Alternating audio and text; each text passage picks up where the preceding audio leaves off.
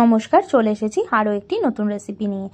দেখেই বুঝতে পারছেন যে কতটা নরম হয়েছে, আর তেলও ভীষণভাবে দেওয়া নেই।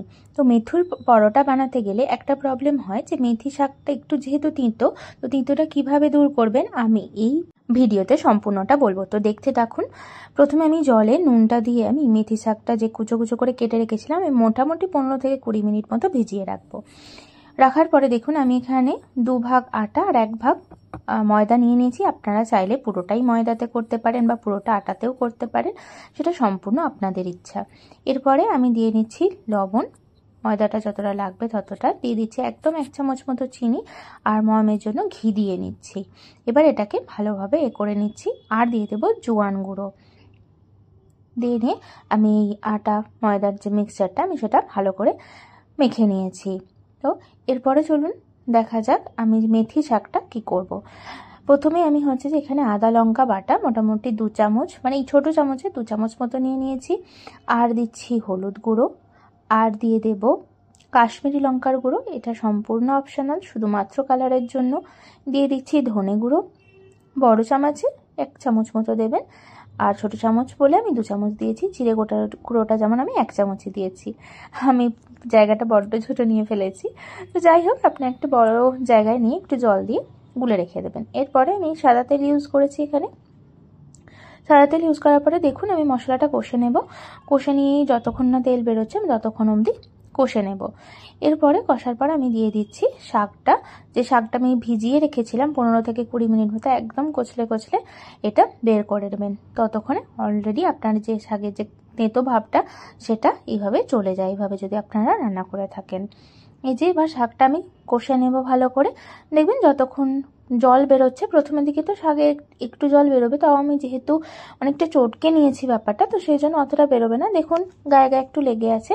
এরপর কষতে কষতে যখন দেবেন একদম মাখা মাখা হয়ে এসেছে, আর দেখুন এই যে ঠিক এই পর্যায়ে আমি শাকটা নামিয়ে নেব।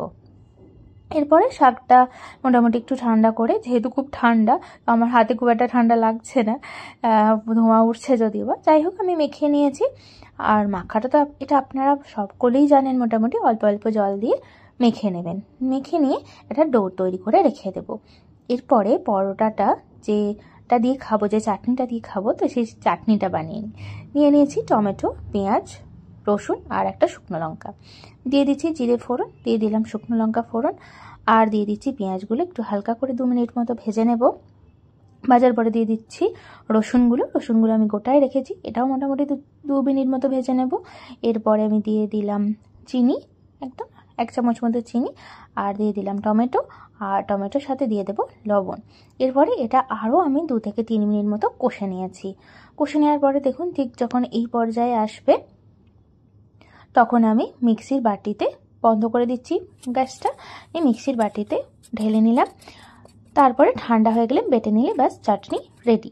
এরপরে চলুন আমরা আবার এই ডোটাতে ফিরে যাই। মোটামুটি আধ ঘন্টা থেকে 40 মিনিট মতো ডোটা আমি রেডি করে রেখে দিয়েছিলাম।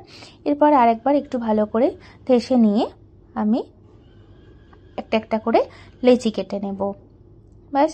আর সেরমভাবে কিছু বাকি নেই, এইভাবে লেচি কেটে নেব।